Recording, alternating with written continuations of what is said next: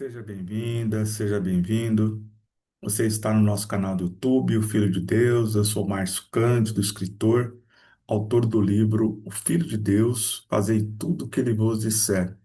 E nesse canal nós estamos promovendo um estudo sobre os quatro evangelhos de Cristo.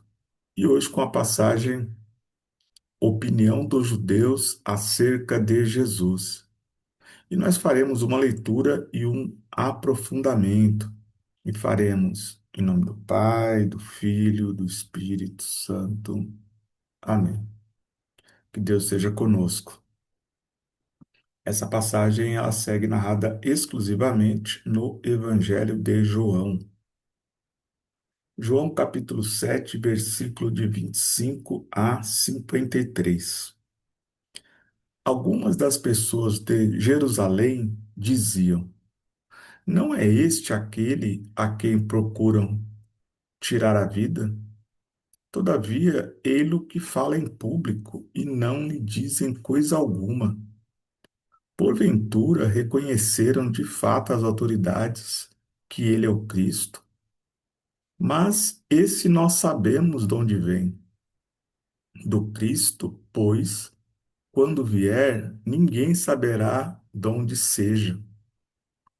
Enquanto ensinava no templo, Jesus exclamou: Ah, vós me conheceis e sabeis de onde eu sou.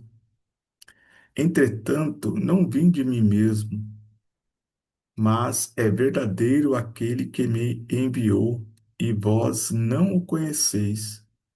Eu o conheço porque venho dele, e ele me enviou. Procuraram prendê-lo, mas ninguém lhe deitou as mãos, porque ainda não era chegada a sua hora. Muitos do povo creram nele e perguntavam: Quando vier o Cristo, fará mais milagres do que este faz? Os fariseus ouviram esse murmúrio que circulava entre o povo a respeito de Jesus. Então, de acordo com eles, os príncipes dos sacerdotes enviaram guardas para prendê-lo. Disse Jesus: Ainda por um pouco de tempo estou convosco, e então vou para aquele que me enviou. Buscai-me-eis sem me achar, nem podereis ir para onde estou. Os judeus perguntavam entre si: Para onde irá ele, que eu não possamos achar? Porventura, irá ao meio dos judeus dispersos entre os gregos, para tornar-se o doutor dos estrangeiros? Que significam essas palavras que nos disse? Buscai-me-eis sem me achar, e onde estou, para lá não podereis ir. No último dia, que é o principal dia da festa, estava Jesus de pé e clamava: Se alguém tiver sede, venha a mim e beba. Quem crê em mim, como diz a Escritura, do seu interior manarão rios de água viva.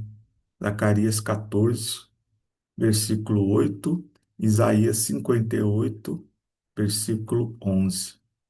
Dizia isso referindo-se ao Espírito que havia de receber os que crescem nele, pois ainda não fora dado o Espírito, visto que Jesus ainda não tinha sido glorificado.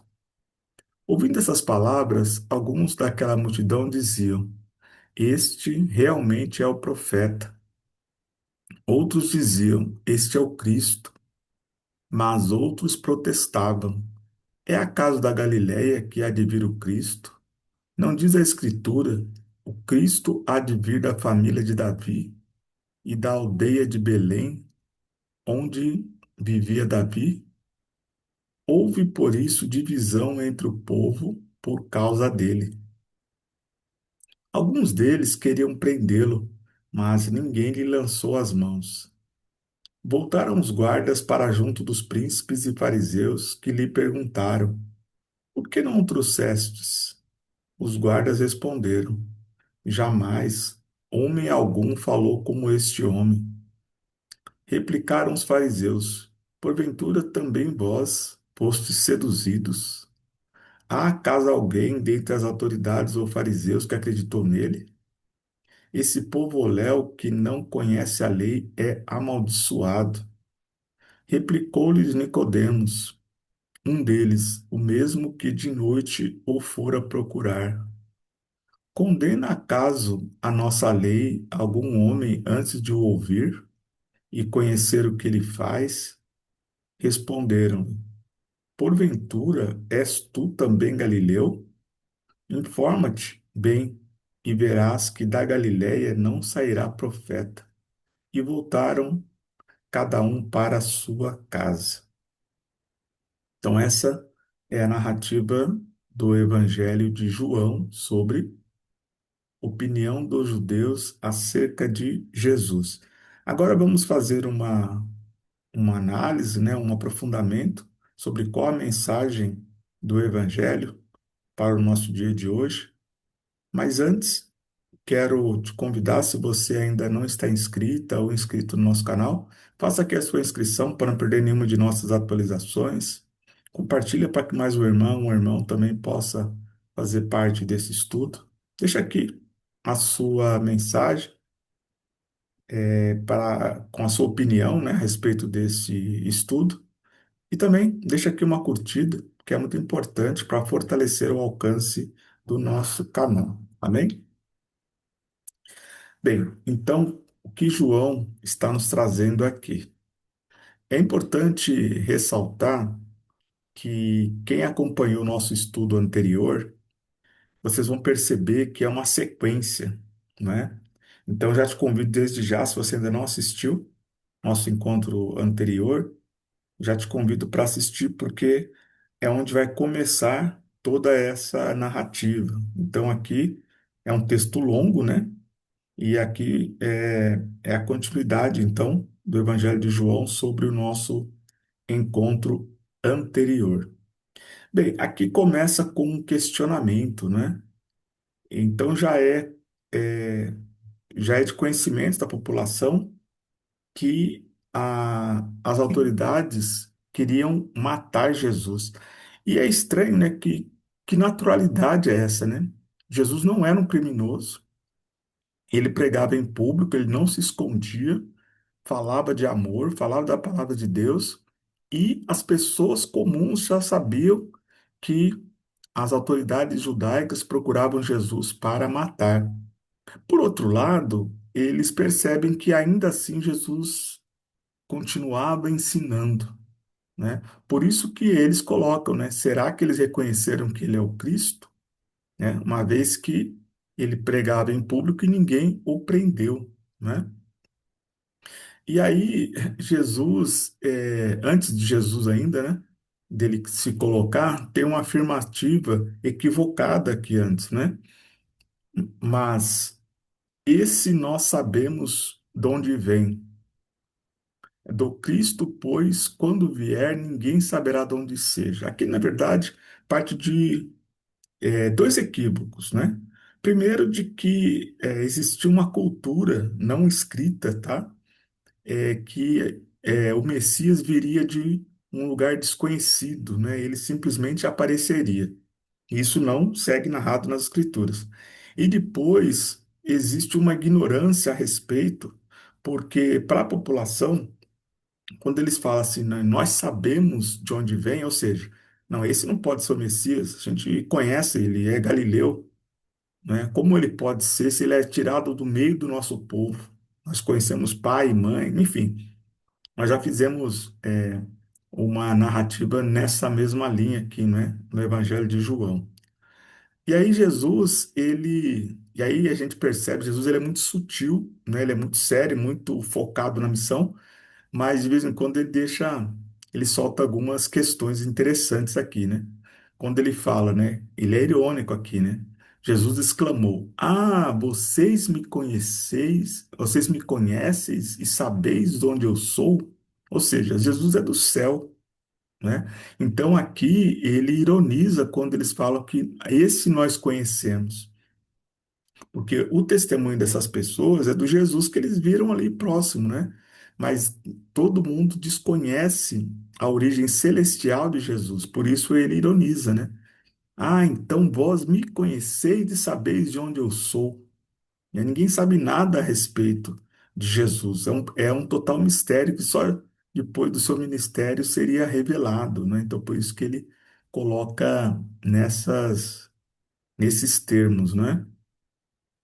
E aí, embora as pessoas falavam que Jesus estava pregando e ninguém fazia nada, na verdade, os guardas foram até Jesus, né? Eles procuraram prendê-lo, mas não conseguiram. Por quê? Porque não era chegada a sua hora. Tudo só aconteceria conforme os planos de Deus. E nessa ocasião, muitas pessoas acabam acreditando em Jesus, né? Quando aqui coloca, né? Quando vier o Cristo, fará mais milagres do que este faz. Então as pessoas começam a observar os sinais de Jesus. Eles já começam a avaliar as maravilhas que eles estavam presenciando, né? Então, os príncipes, né, ali dos sacerdotes, fariseus, eles enviaram os guardas para prender Jesus, né?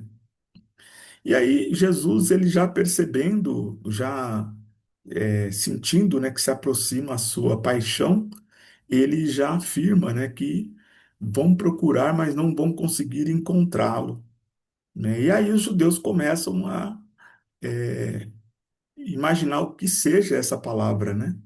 Como assim? Né? E aí tem uma afirmação aqui deles, né? Será que ele vai se tornar doutor dos estrangeiros? Então aqui tem uma ironia e um preconceito, né? Porque os judeus, eles tinham muito preconceito contra as nações estrangeiras, né? Eles entendiam que o Messias só seria manifesto para a raça escolhida, que não era para todo mundo, né? Então, por isso que eles falavam que era o Deus de Israel, né? Eles não queriam dividir Deus com outras nações pagãs, com outras nações estrangeiras ou que tinha outros cultos religiosos, né? Então, por isso essa expressão, doutor dos estrangeiros, né? É irônica e preconceituosa. Bem, aqui, seguindo mais adiante, né? Existia um conflito aqui também, porque entre os judeus, né, que as pessoas que estudavam melhor as escrituras, eles tinham conhecimento que Jesus nasceria em Belém. E aí, por que que eles se dividem?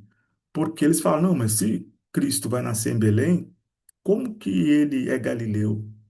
Então, as pessoas, existia uma ignorância de que Jesus tinha nascido em Belém. Para aquelas pessoas, Jesus era galileu, né? Jesus era nazareno, ele não era de Belém.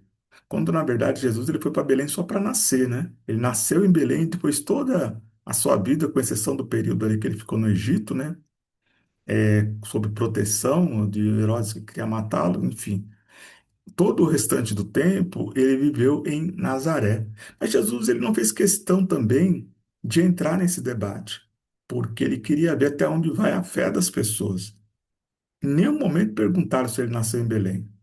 Se perguntassem, Jesus diria: Eu nasci em Belém. Mas eles afirmavam com a certeza, lembra que aqui, um pouco anteriormente, o que que eles falam? Sabemos de onde você é. Eles não perguntaram de onde Jesus é. O que que eles afirmaram? Sabemos de onde você é.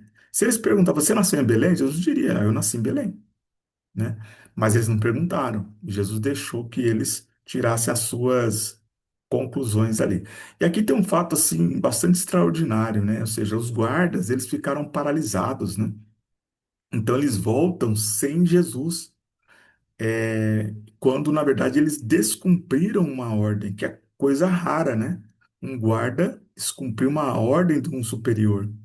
Então aqueles ficaram paralisados e admirados com Jesus.